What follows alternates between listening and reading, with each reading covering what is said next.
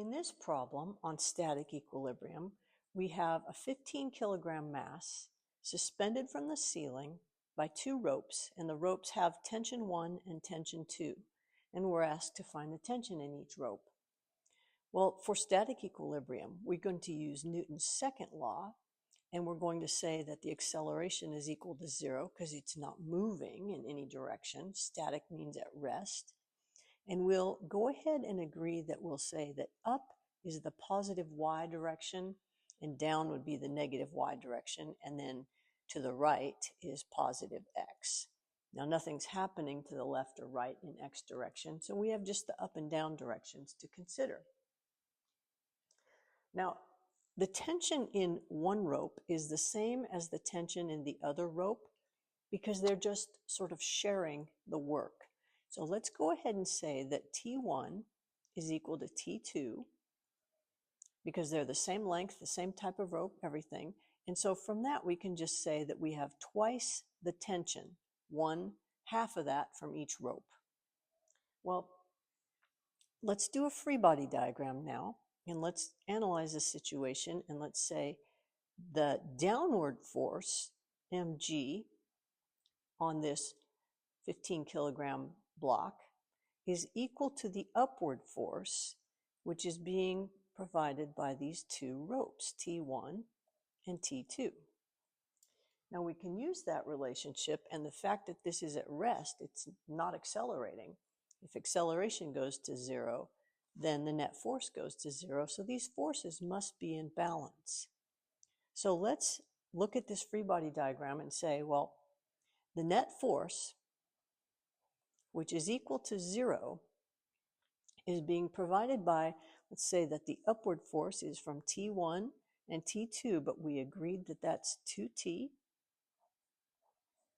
is equal to the downward force in size, so it's equal to mg.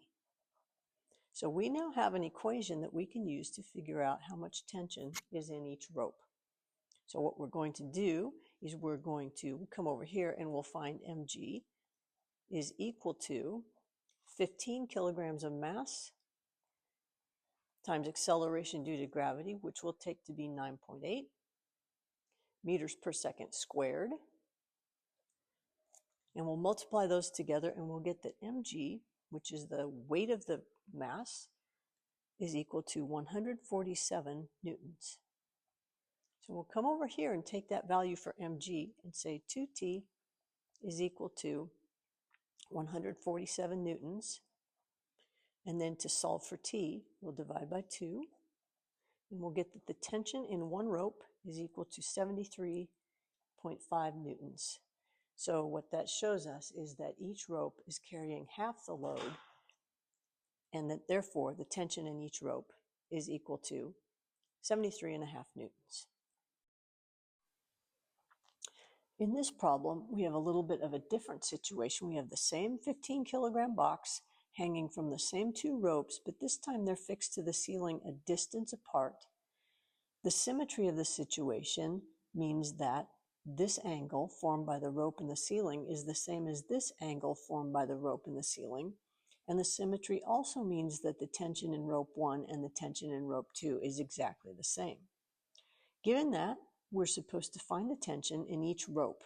We're going to go with the same values that we had before, and we're going to say positive y is upward and positive x is to the right. Here's our free body diagram for the situation. The green lines represent the vertical components of the force of tension in the ropes, and the orange lines represent the horizontal components. This is, again, the weight of the box, mg downward, and it's 147 newtons.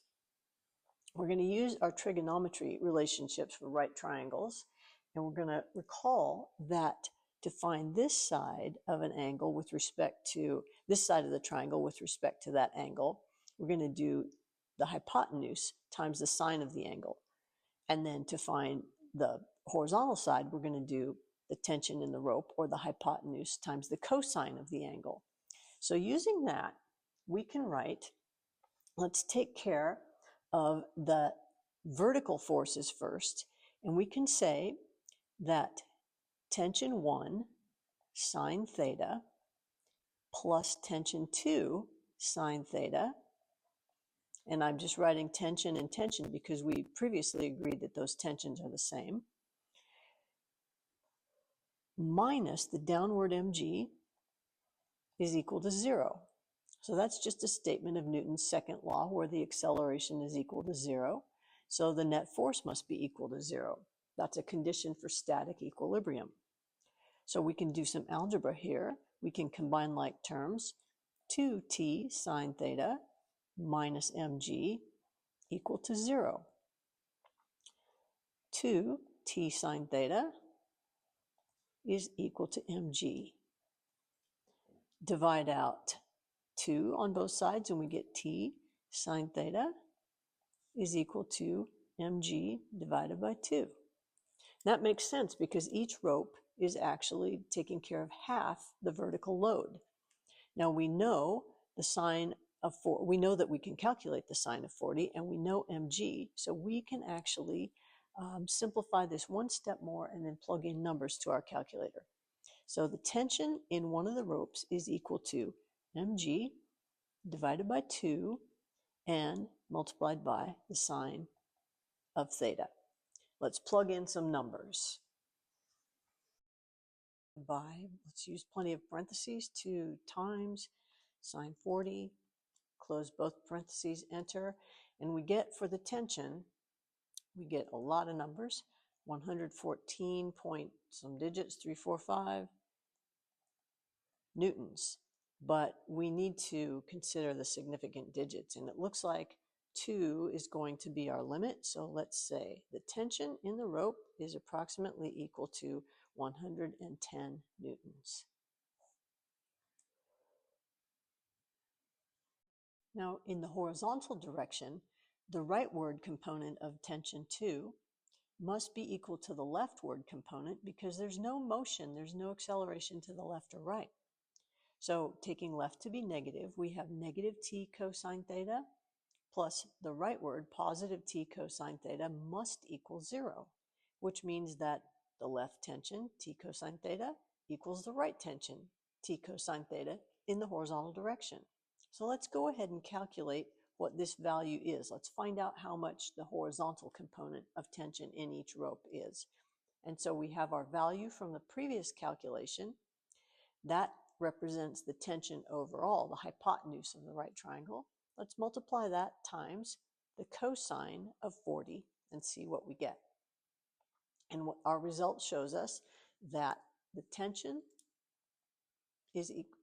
times the cosine of the angle is equal to 87.59 and some numbers, 593 newtons.